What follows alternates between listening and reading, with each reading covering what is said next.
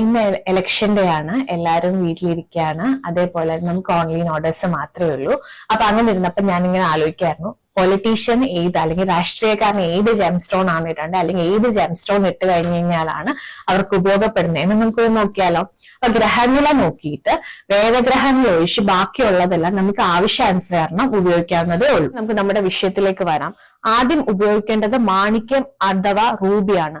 Ruby ഏതൊരു അധികാര സ്ഥാനത്തിൽ ഇരിക്കുന്നവർക്കും leadership പൊസിഷനിൽ ഇരിക്കുന്നവർക്കും ഒഴിച്ചു കൂട്ടാൻ പറ്റാത്ത ഒരു രത്നമാണ്. റൂബി തരുന്ന അസാമാന്യ കോൺഫിഡൻസ്, ധൈര്യം, വോളണ്ടറി ആയി ചെയ്യുന്ന പ്രവർത്തനങ്ങളിൽ വേണ്ട പാഷൻ, ഇതൊക്കെ ഒരു രാഷ്ട്രീയ പ്രവർത്തകനും അല്ലെങ്കിൽ ഒരു നേതാവിനും ഒഴിച്ചു കൂട്ടാൻ പറ്റാത്ത ഒന്നാണ്.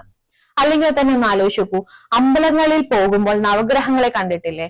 അതിലെല്ലാരെയും കൺട്രോൾ ചെയ്ത് നടുക്ക് നിൽക്കുന്നത് ആരാ? സൂര്യനല്ലേ? നമ്മുടെ ഉള്ളിലെ ആ നേതാവിനെ വളർത്തുന്ന ഒരു രത്നം കൂടിയാണ് റൂബി അഥവാ മാണിക്യം. ഇതൊക്കെ പക്ഷേ റൂബി ധരിക്കാൻ പറ്റാത്തവർക്ക് സൺസ്റ്റോൺ ഒരു പരിധി വരെ സൂര്യന്റെ ഗുണങ്ങൾ നൽകും. റൂബി ഇടാൻ പറ്റാത്തവർക്ക് ആസ്ട്രോളജിക്കലി നല്ലൊരു ഓൾട്ടർനേറ്റീവ് ആണ് സൺസ്റ്റോൺ നൽകുന്നത്. അതല്ലാതെ കൂടാതെ ടൈഗേഴ്സ് ഐ അല്ലെങ്കിൽ ഗാർനെറ്റ്, ഇതൊക്കെ റൂബിക്ക് നല്ലൊരു ഓൾട്ടർനേറ്റീവ് തന്നെയാണ് കേട്ടോ.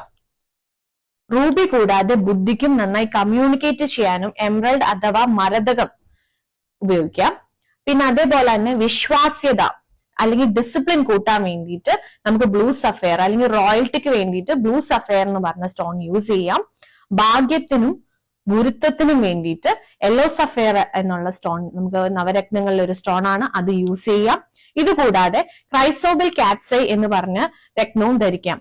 അതൊരു സമാധാനം കൂടാതെ ദൃഷ്ടിദോഷം, കൂടോത്രം എന്നിവയിൽ നിന്ന് സംരക്ഷണവും നൽകുന്ന ഒരു സ്റ്റോൺ ആണ് കേട്ടോ.